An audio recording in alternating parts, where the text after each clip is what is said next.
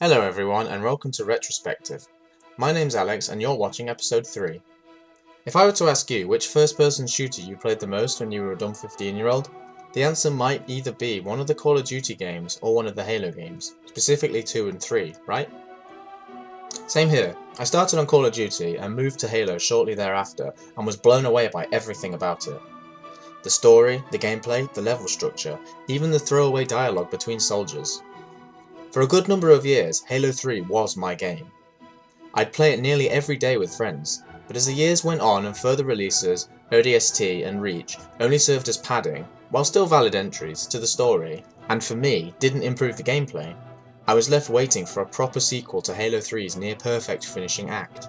Then, it happened. The game I had been... oh, wait, no, it's just Halo 4. Yep. Today we're talking about this one, ladies and gentlemen. We'll be covering Halo 4, a mistake in all sorts of ways that landed back in 2012. Consider for a moment what you believe to be the elements that best create your ideal shooter. For me, it would be good level pacing and design, a decent challenge, good weapon feel and variety, and a story that keeps me engaged. Now, you can imagine my surprise when Halo 4 came out, 5 years after Halo 3, and I discovered that it had none of these things. Even when not comparing it to its predecessors, it's still a bland sci-fi shooter with nothing in particular to add to the genre. Even its multiplayer, which won't be the main subject for this video, that's a whole other video, tried so shamelessly to copy the Call of Duty format and ruin the Halo identity. Halo 4 picks up roughly where Halo 3 ended. In the legendary ending for Halo 3, it is revealed that, spoiler alert for a 10-year-old game by the way, the Master Chief wasn't killed by Halo, and was in fact stranded in space, in the back of the Forward Unto Dawn, a ship that he and the Arbiter used to escape back to Earth. Cortana awakens Master Chief from cryostasis because something is happening to the ship. As it turns out, the Forward Unto Dawn had been drifting through space and has entered orbit around a strange planet, but the Covenant, yes, the same Covenant, are also attempting to board the ship. This could have been perceived as a rescue mission by the elites to recover Master Chief and finally bring him home while humanity was still rebuilding elsewhere, but this happens just a few minutes before you were truly shown the aliens once more.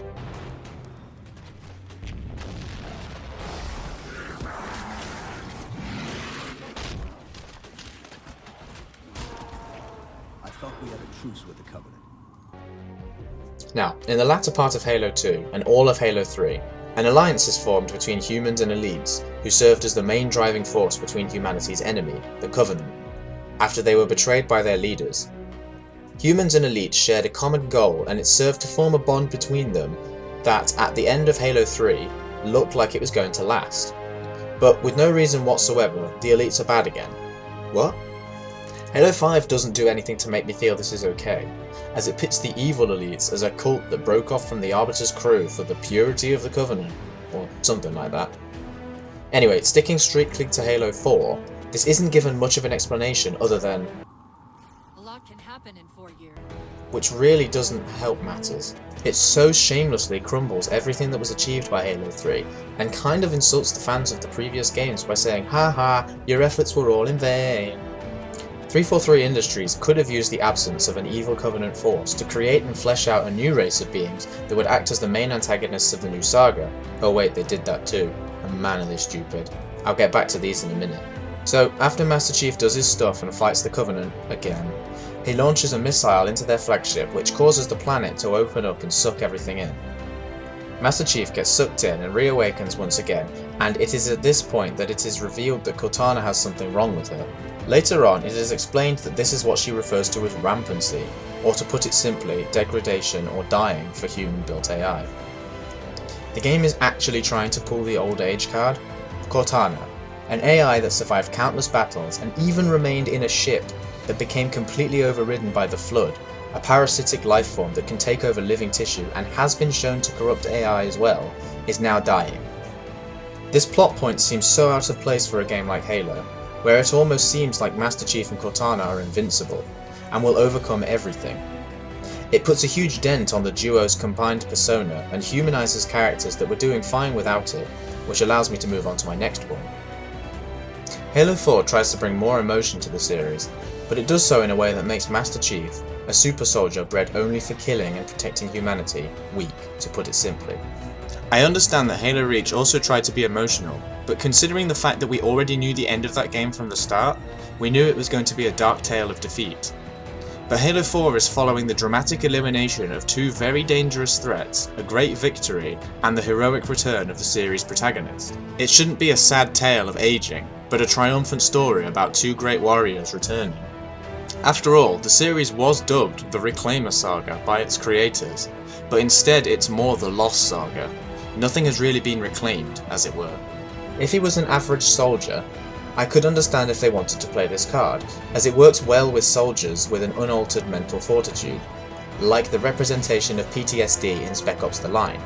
But the game states that all of the Spartans, along with Master Chief, have undergone mental training to remove insecurities and instabilities to make them pure killing machines.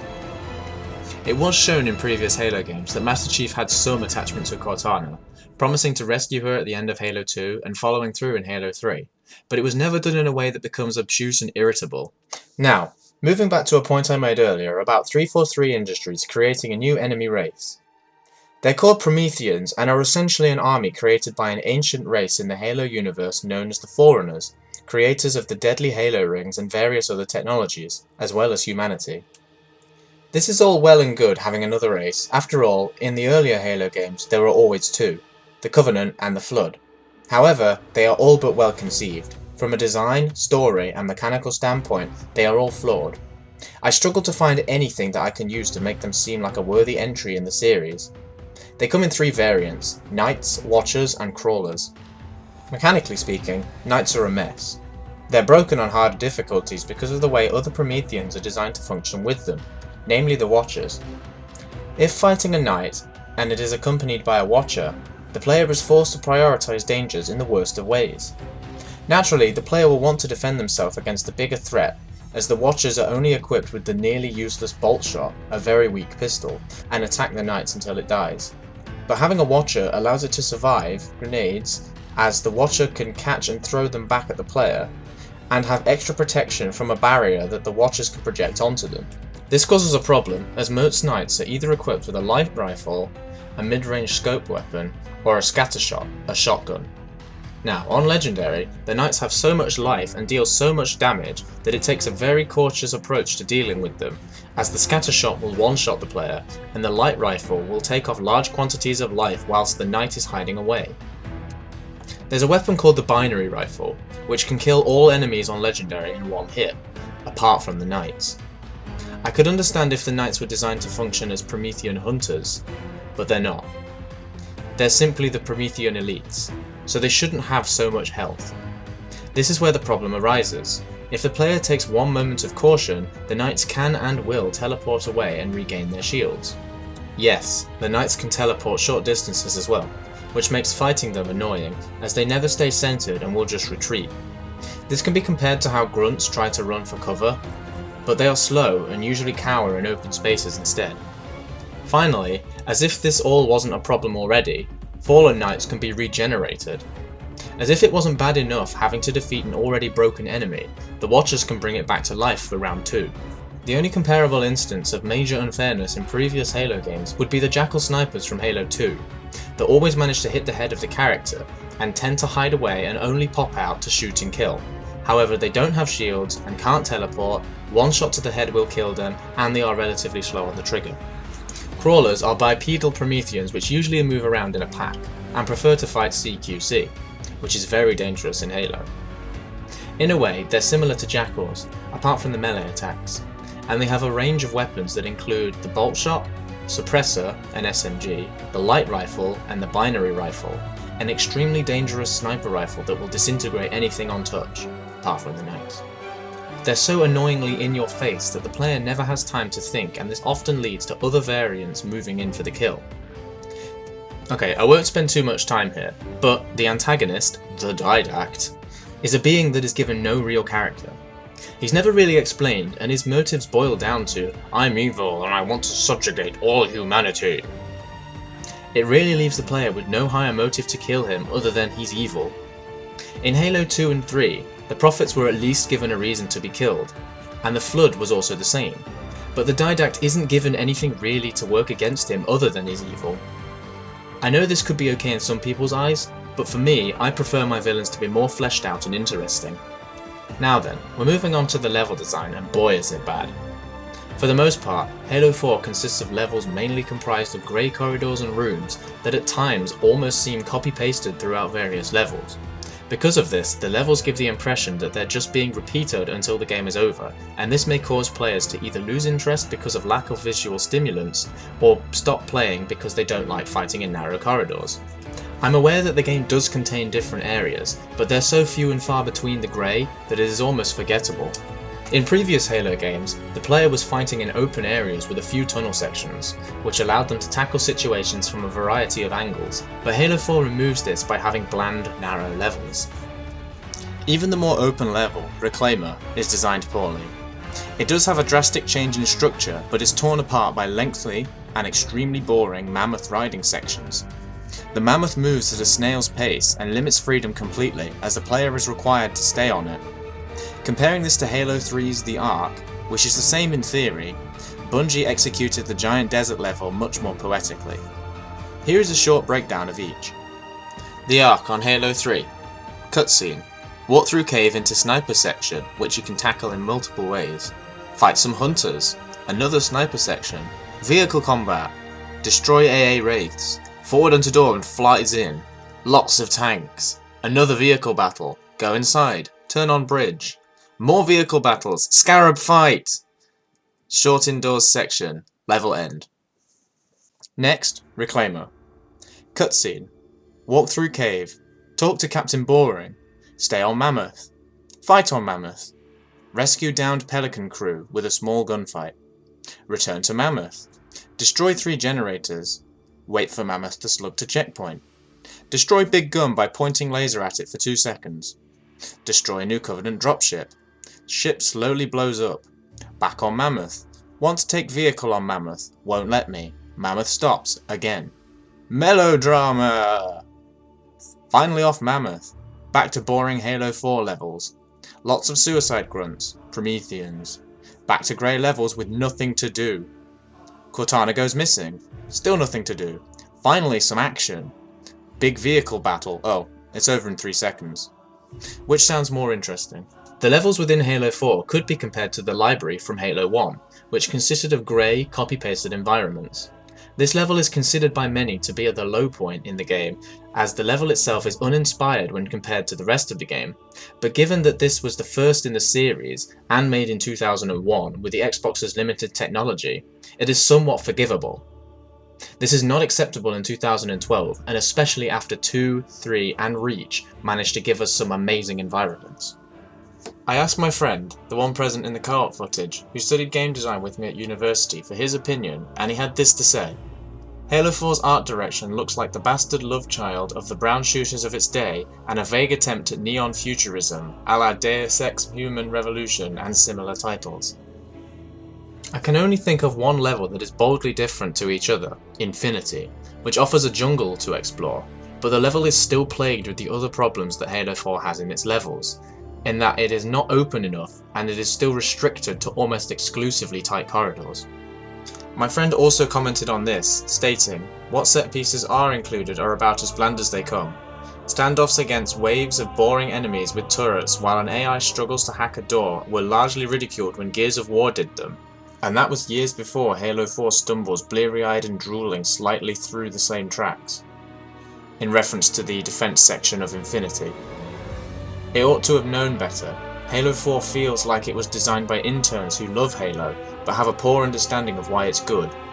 It isn't because it has cool lore, it's because it's mechanically solid.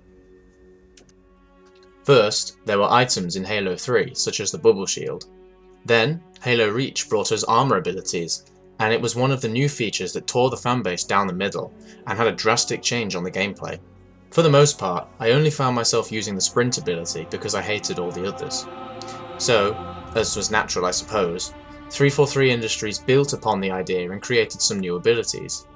These aren't exactly the most offensive entries in Halo, but definitely don't add a great deal to the gameplay. One major annoyance with the armor abilities is that sometimes they are lost forever when a player dies.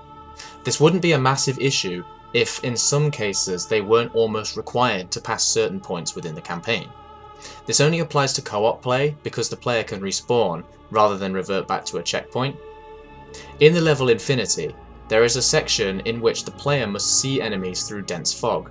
They are given Promethean vision, a sort of heat vision to see the enemies, but if they die and respawn, they will lose the ability and have to fight unaided. Some may say it's hardcore, but purely from a game design perspective, this is a bad idea as it was clearly intended for use with the armor ability, and removing it entirely devalues its use. Just a slight segue, my friend and I played Halo 4 for a good while, and we both concluded that almost all the guns we used felt terrible. The only ones we could find that we actually enjoyed using were the assault rifle and the DMR. When, in a game, a normal assault rifle and a normal scoped semi-auto rifle are the only guns that feel okay, you've done something wrong. Even the bigger explosive weapons like the fuel rod cannon and the rocket launcher feel bad. So, to finish up, Halo 4 is easily a step down from previous Halo games. It doesn't add anything to the series apart from meaningless, character-destroying melodrama, a bland cast of characters, and overall poor gameplay. It takes itself far too seriously, and the only word I can use to describe it is edgy. It's trying too hard to be modern. This works against it considering that the previous games actually raised the bar for sci-fi FPS games, rather than just following a trend. I don't want to be skeptical, but it could be because 343 Industries is directly linked to Microsoft, who have a bad reputation for various reasons, whereas Bungie were just contracted to Microsoft but given more freedom. As far as rating is concerned, I give Halo 4 a 4 out of 10 and a bad rating. It's just a flaccid entry in the Halo series. That's it for today, I hope you enjoyed it. See you next time. Hey guys, thanks for watching, glad to see you around. If you want, there's a link to episode 2 in the description below. That episode is on the fun party game Nintendo Land for the Wii U. It's a bit lengthy, but gets the point across. Anyway, thanks for watching and I'll see you in episode 4.